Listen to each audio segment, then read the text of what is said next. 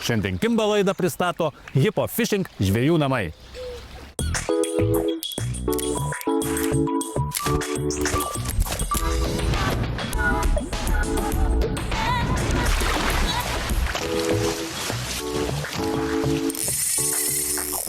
Visiems laba diena.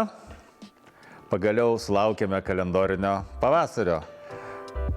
Po teisybėje visi verkšlename, kad nėra čia to žiemos, o kai atėjo tokia galinga šiais metais ir graži žiema, per pastaruosius tikrai 15, net ir 20 metų neatsimenu, kad tokia faina žiema ir tokia saulėta būtų.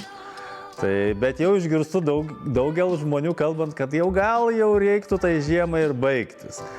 Bet šiais metais taip labai tvarkingai, kaip ir žiema atėjo, taip ir ateina pavasaris. Jau aplinkui pradėjo viskas tirpti, čiurlenti, nuo stogo jau kristi sniego gabalai, būkite atsargus, kad neužkristų ant galvos. Na ir jau man tos mintis po truputį nutolsta nuo tos žieminės žuklės. Ir jau aš jau pradedu galvoti apie pavasarinės atviro vandens žuklės. Bet visiems tikrai rekomenduoju, žvejokite, lipkite dar ant to ledo, storas ledas, tikrai mėgaukitės paskutiniais žiemos malonumais, nes neaišku, kada vėl tokią gražią žiemą turėsime. O kam jau ta žiema įgryso, pradėkite galvoti apie atvirą vandenį.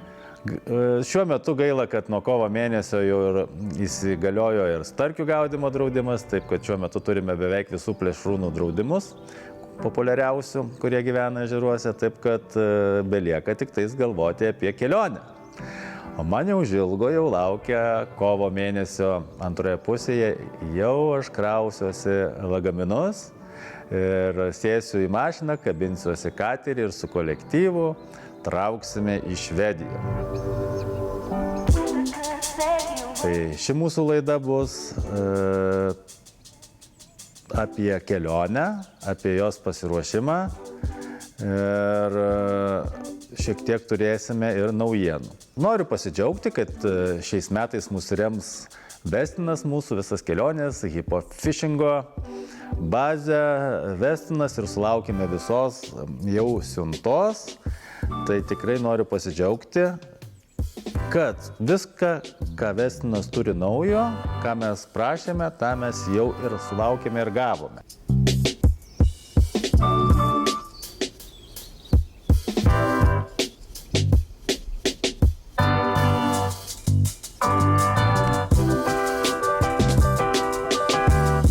Čia keletas tokių naujienų ekstra jau, kad Vestinas leidžiasi į ričių gamybą. V3, V2 serijos ritės, naujų šiek tiek naują modelį išleidžia ir masalų, bei meškerių, spiningų, įrankių. Čia bus rimti reikaliukai ir ta kokybė, noriu pasidžiaugti, kad tikrai ant akių auga tiek įrankių, tiek ir visų kitų aksesuarų. Taip kad visi, kas norėsite išbandyti naujausius įrankius, kviečiu keliauti su mumis kartu. Mes nuo kovo mėnesio jau 28 pradedame sezoną nuo vaikų atostogų ir jį tęsime ilgai iki pat užšąlant vandeniui. Taip kad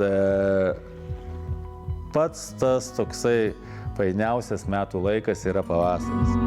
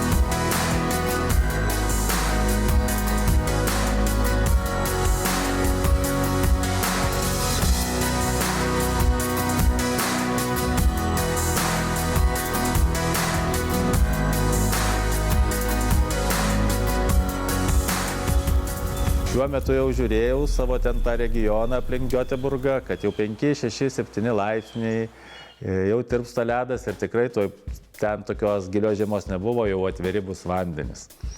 Ir pačios pirmosios rezultatyviausios man praeitais metais buvo žūklės, tas iki gegužės mėnesio vidurio, įspūdingai gaudėme didelės žuvis įvairias. Gal su ešeriukais šiek tiek silpniau buvo, bet kai tokie kimba ten lydžiai ir starkiai, nelabai kas tuos ešeriukus ir dėmesį kreipdavo.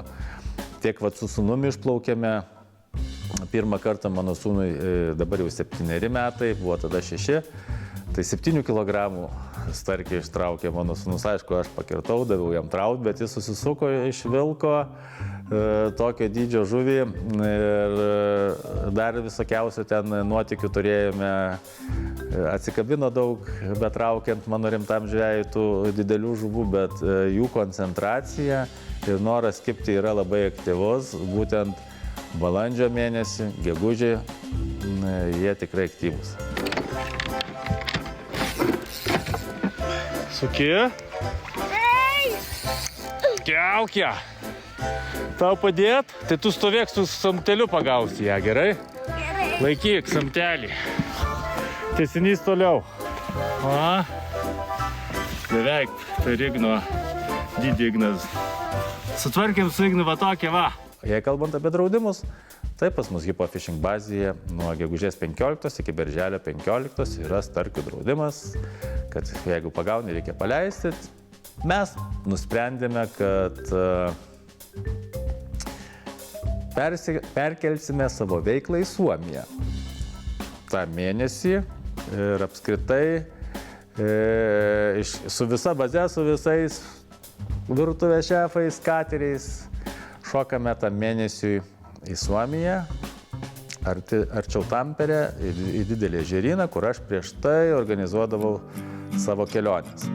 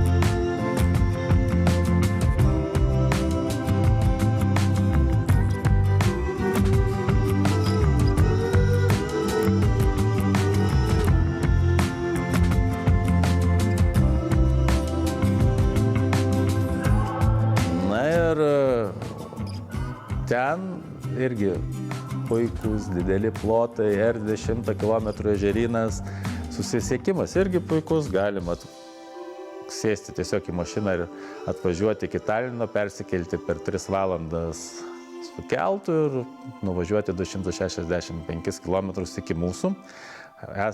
Būsime laukinėje gamtoje, pušyne, 3 namukai ant vandens, 4 pirtys, viena didelė prie pat vandens, stovi malkom, kūrenama tikra faina, suomiška tokia pirtis. Visi, žodžiu, gamtos malonumai, aplink apsuptyje, tik tais miškas ir jokių kitų namų ir begalinio dydžio ežerynas. Lydekos, ešeriai, ten Suomijoje yra tiek vandens, tiek žuvies, kad kažkaip tai ir draudimų nėra. Vienintelis nėra draudimas, tai reguliuojami dydžiai. Taip kad, kaip ir visur, negalima gaudyti nelegalių žuvų.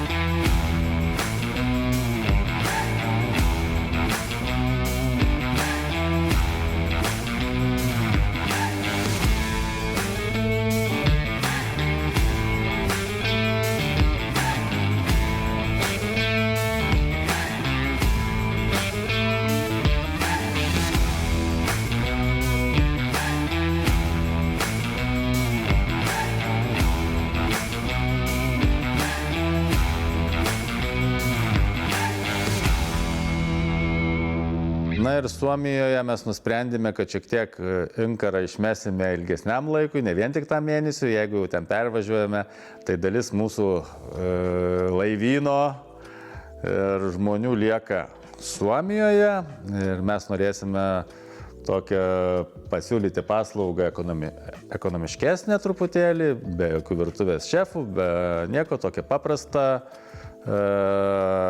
daugiau buvimą laukinėje gamtoje, kur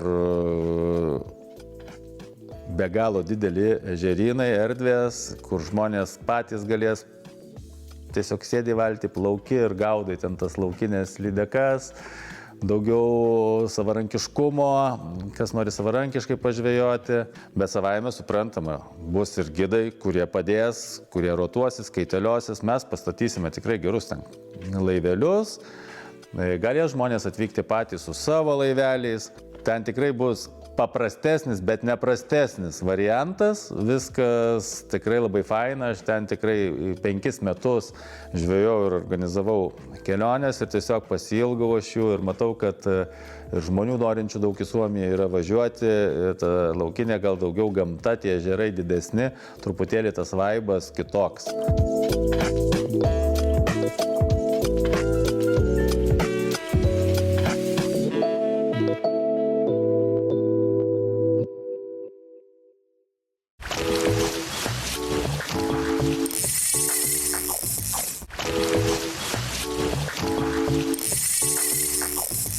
Žmonių norinčių daug į Suomiją yra važiuoti, ta laukinė gal daugiau gamta, tie ežerai didesni, truputėlį tas vaibas kitoks. Skiriasi šiek tiek nuo Švedijos, kaip ir Švedija nuo Suomijos kraštai skiriasi.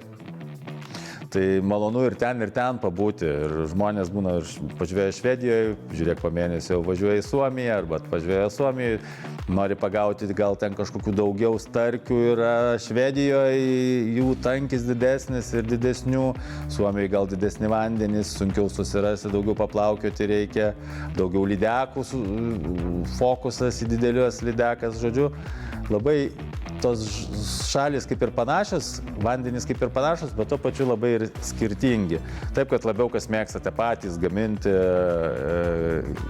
grybauti, uogauti, žvejoti ir leisti laiką savarankiškai, tai visus kviečiu jungtis pas mus Suomijoje, kur tikrai neaprėpiami ežerynai yra.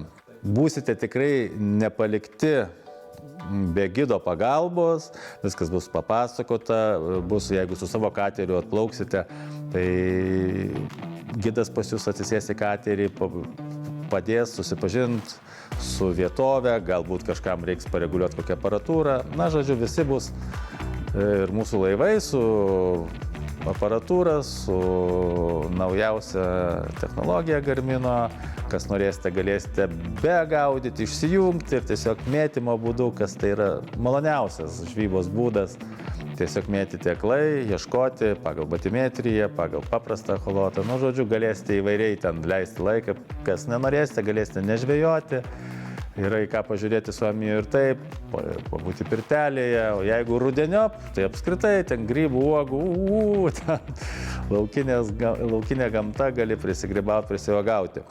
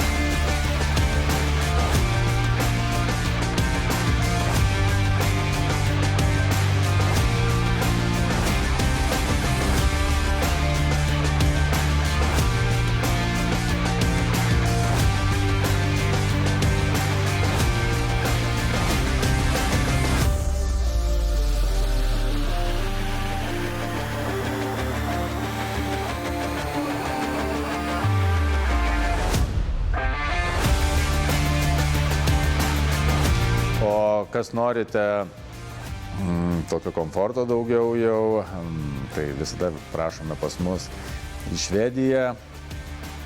Vasarą pas mus jau plius minus daugiau jau užimta, tai kas labiau norėsite, tai prašom pavasarį ir rudenį, kur šiais metais tai vėlyvas ruduo buvo pats įspūdingiausias Švedijoje laimikiais, gal jau Suomijoje, tenai lapkričio mėnesį jau šalta, jau šalčiau, tai Švedijoje buvo įspūdingi laimikiai, kuo labiau į rudenį, tuo didesni kibo. Tai pavasaris ruduo buvo labiausiai žvėjai, kas nori susigrumti ir žvėjai, kurie nori pamatyti į akis, pažiūrėti į akis dideliam starkiui ir lydekui, tai rekomenduoju pavasaris, ankstyvas vėlyvas ruduo.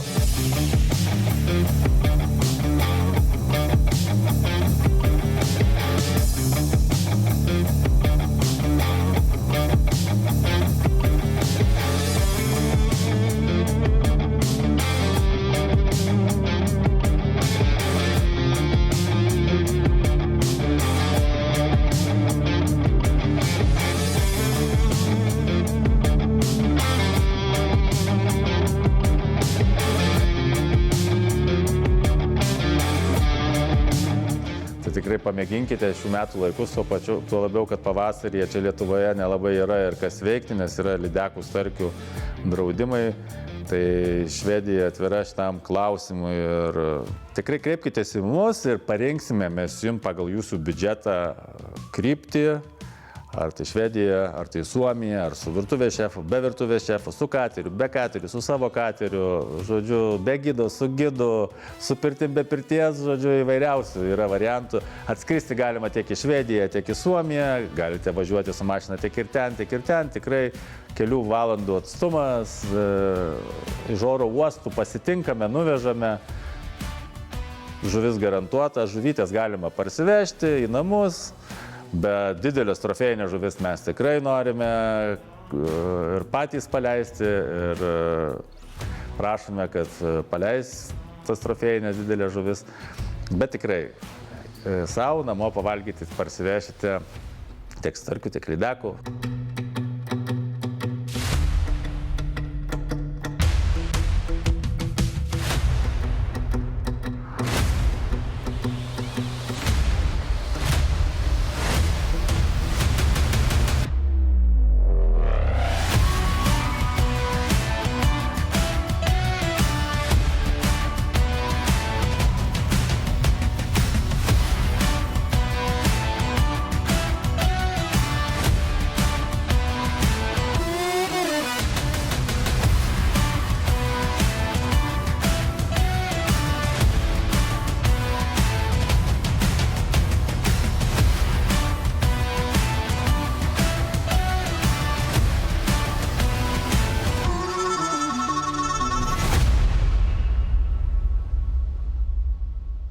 Taip, kad laukiame mes jūsų atvykstančių, kreipkitės, nes dabar pats metas yra kaip tik apie tai pagalvoti, nes jau tie patys VIP laikai yra, kur žmogui geriausia, šilčiausiai išgraibstomi, bet kur žuvim geriausia, bet žmogui šiek tiek reikia šilčiau apsirengti, dar yra laisvų. Taip, kad pagalvokite, kas yra prioritetas kam, ar šiltai leisti laiką, na ir šiek tiek su žuvim sunkiau sekasi, ar šilčiau apsirengti ir jūs šildys emocijos ir dideli laimikiai.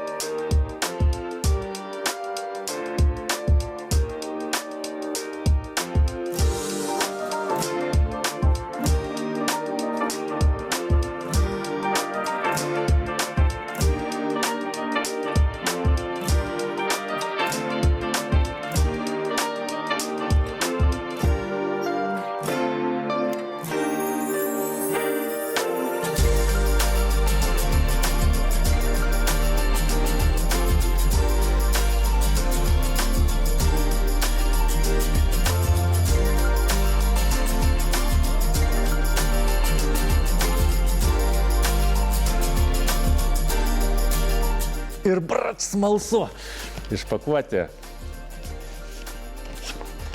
Žinokit, specialiai nepakabau, kad pasižiūrėti. Ir jūs pirmą kartą pamatysit ir aš pirmą kartą pamatysiu, kas per ritelėsgi čia yra. V2, tai kaip suprantu, bus šiek tiek žemesnės kategorijos ir V3 šiek tiek aukštesnės. O pagal spalvą tai aš V2 duočiau aukštesnės kategorijos tokia. Gerai, čia ką ištraukiau iš dėžių, mes turim įvairiausių dydžio. 2000, 3000, 4000, čia 4000, matau, pagrėbiau ir 2000. Jau man patinka, kad taip rankenėlės užsisuka, o ne iš čia, reikia sukinėt. Nu ką? Wow, lengva. 4000. Nu, ant va šito Versitizo V3 modelio 4000. Eik, tu čianais mirtinas ginklas. Bus, tarkim, matau, aš jau lydekamų, gal aš norėčiau tokį Power Tizo gal. Wow, žiūrėkit, toks grožis, kaip atrodo viskas čia.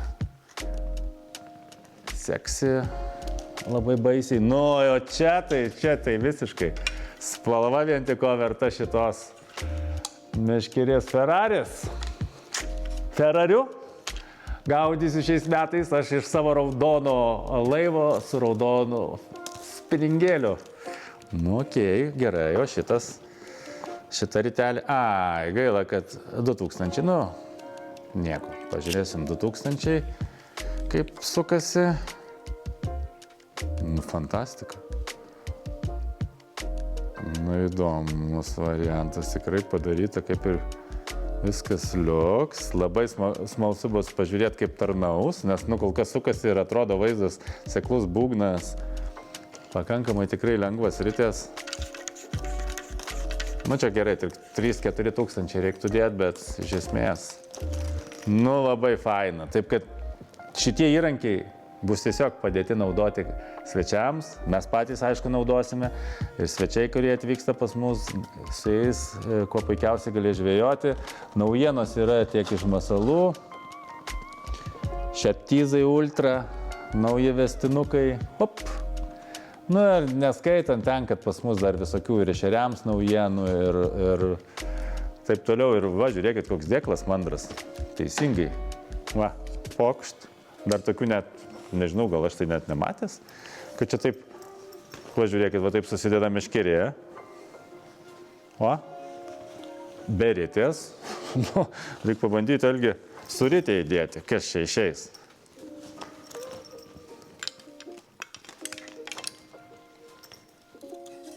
Čiuk.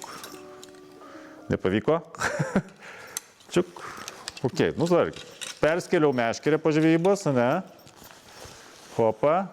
O įdomu, reikia rankenėlę užlenkti ar ne? Ne, žiūrėk, net rankenėlės nereikia, man atrodo, užlenkti. Susidėjau, kaip aš... Nu, tu ką, žiūrėk, va. Kaip šautuvas. Wow, jėga. Visada galvos skausmas būdavo, kaip čia tą meškerę susidėti su tą ritę. Čik ir savo katerį gali palikti arba į mašiną. Tik. Tai čia dar, man atrodo, žinok, Algi, 2 drąsiai į vieną pafarširuot galima būtų įrankius. Nu, dabar gal šito nerodysiu, nedemonstruosiu, bet tikrai kokybiškai padaryta viskas, blizga danų kokybė, kontrolė danų, kaip matau, tikrai fantastika. Taip, kad dar kartelį noriu visus pakviesti pas mus į Hipofishing bazę.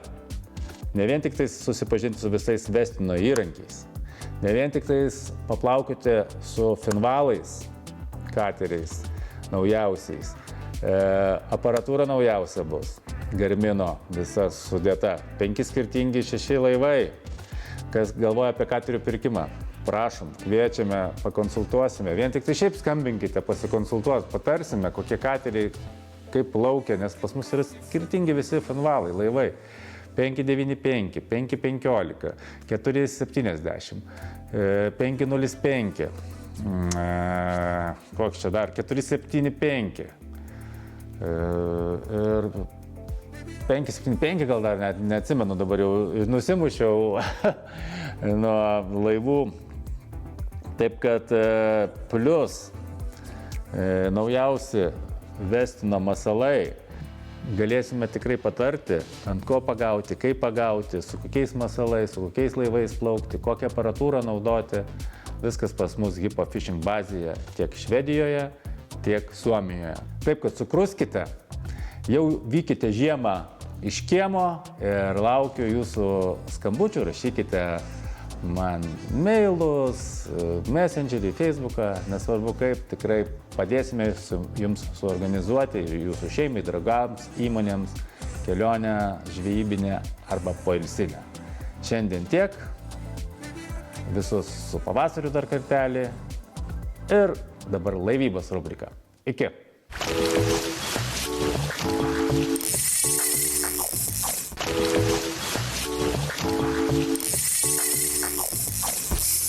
Sveiki, gerbėmieji žvejai ir laivybos mylėtojai.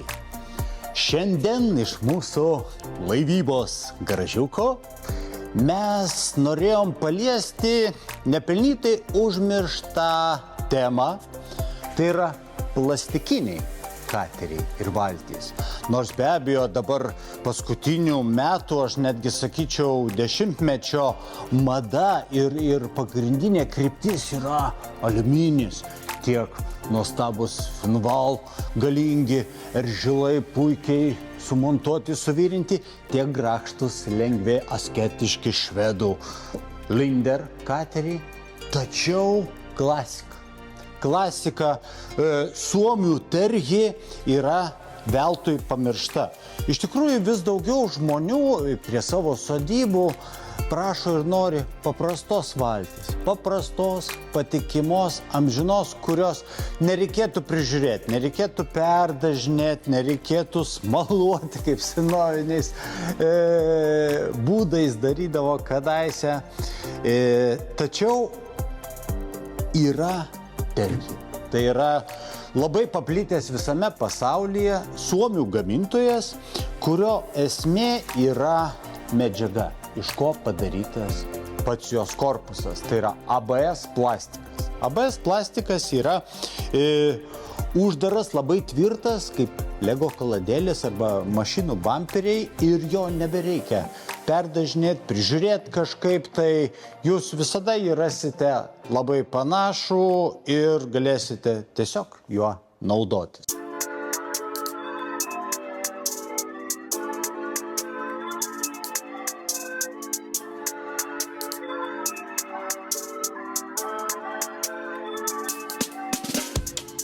Malonu, kad gamintojas žiūri dėmesingai ir kiekvienas netgi transas yra apkantuotas aliuminio indeklu, kad tarnautų labai tvirtai ir ilgai. Šitoj vietoj vis tiek apkrovos būna didesnės.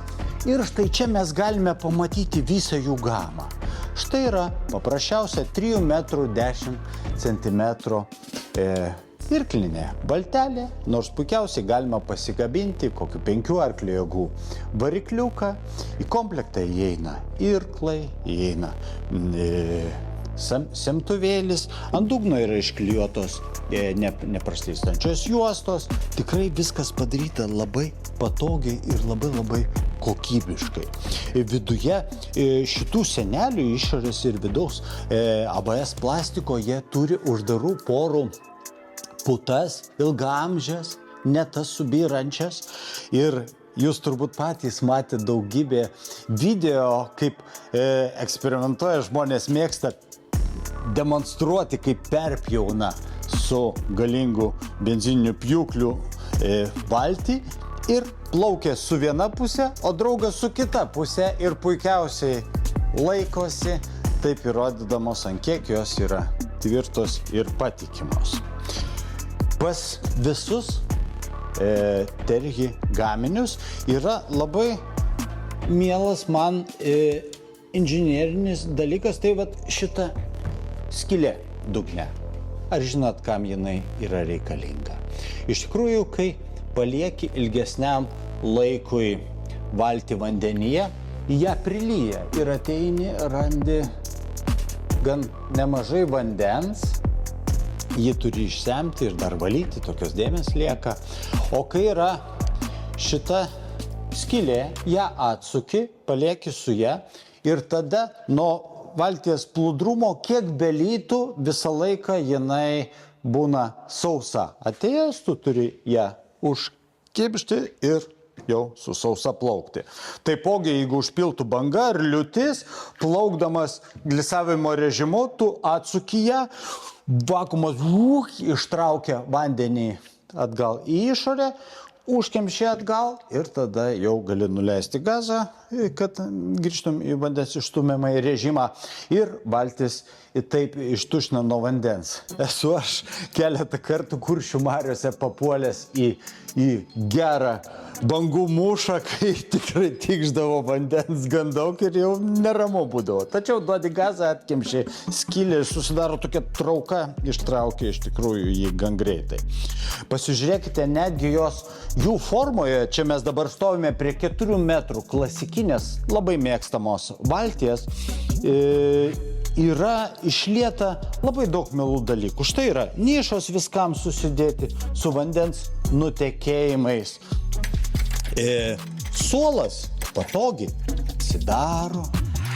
Štai yra pritvirtinimo gumos tiek bakui, ar aeratoriui, ar akumuliatoriui, įvairiausiems daiktams. Visur yra saugumo rankenos, šonuose nišos taip pat išnaudotos kaip lentynėlis su senutėmis. Priekinėje daly irgi yra jauki daiktadėžė, semtuvėlis, irklų sukabintuvai, instrukcija, viskur apeinama, minkštai ant gumyčių stovi. Tikrai labai kokybiška, labai mėgstama štai padaryta. Rankai laikyti nišą. Jos yra kokybiškos, labai gerai plaukiančios. Tarp kitko galima pastatyti konsolytę, centrinę arba šoninę. Galima ją atskirai dasipirkti. Ir naudoja žmonės kaip kateriukus, netgi šią 4 metrų valtį. Klasikinės irklavimo valtys yra įvairiausių modeliai. 3 metrai 90, 4 metrai 40 ilgio. Tačiau jų forma yra šiek tiek tokia klasikinė, skandinaviška. Jos nėra skirtos glisavimui, dideliu greičiu plaukimui. Jas reikia naudoti su nedideliais varikliais, velkiauti. Jos yra stabilios, patogios, plačios, nuostabios ir labai stilingos valtys.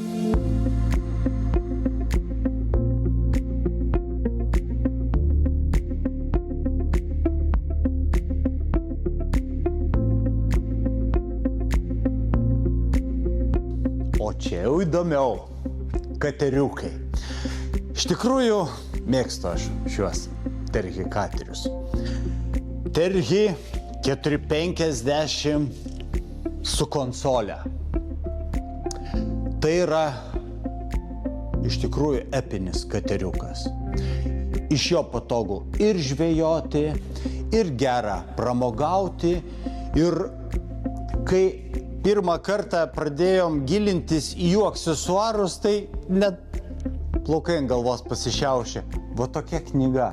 Apie 1000 aksesuarų turi ir prigalvoja suomiai prie savo mylimų kateriukų. Yra daugybė įvairiausių tentų. Tiek tentas saugojimui, tiek uždegiantis tik priekinę dalį su palapinės ir gyvenimo galimybė. Tiek tentas, kuris pasidaro ant rėmo galiniai daly, kur tu vairuoji kokpite, o į priekį gali išeiti, čia meškerės pastatytos, velkiauji, yra durys ir toks būdas. Tai iš tikrųjų yra daugybė tentų, daugybė įvairiausių reilingų, tiek pasistatančių ant šono, atskiros dalis tokios nedidelės, priekyje su tokiu kaip ryklio perlekas iškilimu, tiem, kas mėgsta išlipinėti dažnai į krantą, kad būtų patogiau pasilaikyti.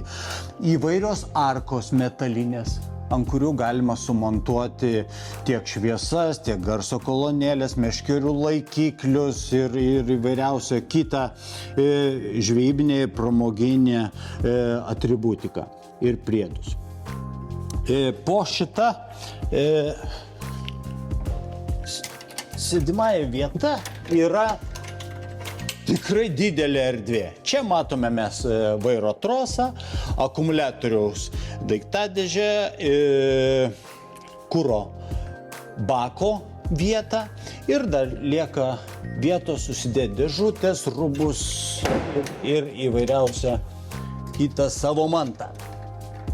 Va, į komplektą įeina šios iš tikrųjų gan nebrangaus katerio komplektacija, įeina konsolė, vairas, vairo mechanizmas, rėmas, stiklas, priekyje daug daiktadėžių, lentynėlių apeinamų.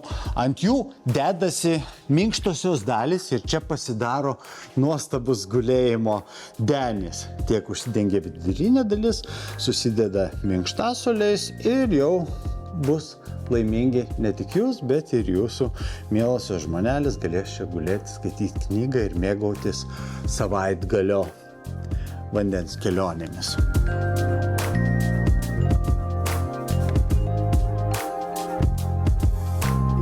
Šalia mes matome klasikinį, ankstesnį 460 iš tikrųjų katerį, kurio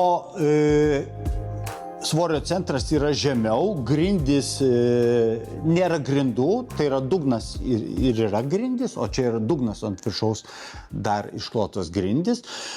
Irgi susistato reilingai, bet jo forma taip pat yra ta senovinė ir jis nėra taip gerai plaukiantis kaip naujasis 450 konsolinis variantas, bet ji yra truputį erdvesnė, truputį išpūsta, didesnė ir Kuršių mariose aš pats plaukiau būtent su šituo variantu, iš tikrųjų man patiko. Daug žmonių tilpdavo, mes nuplaukdavom į Ventės ragą ir grįždavom atgal į Nidą. Tikrai tinkantis tam kraštui kateris ir tikrai patogiai, gerai, tvirtai padarytas. Taipogi yra Tergio gamyboje 480 modelis, tai jau yra rimtesnis kateris, kuris skirtas jau ir vandens pramogom, su stiklais, su įvairio konfiguracija, tiek labiau žvejybai, tiek pasiplaukiojimui. Tačiau jisai nėra iš tikrųjų kol kas dar labai populiarus tarp mūsų klientų, nes jo viduje vietos yra truputį mažiau, jeigu konsolė netitraukta atgal, ir tada jau didesnę prasmę turi kiti pramoginiai kateriai, tačiau manau ir jam ateis laikas ir mes surasime būtent kokiu aspektu, kokioj vietoj jisai geriausiai tarnauja. Tiek su jumis šiandien apie šį nuostabų suomių gamintoją Tergi. Apsilankykite pas mus laivų garaže, laivų pasaulyje, pasivaikščiosim, pasišnekėsim ir galbūt surasim jūsų svajonių laivelį. Taigi, tiek šiandien su jumis apie laivybą ir kaip visada sakau jums, smagaus plaukiojimo. Iki.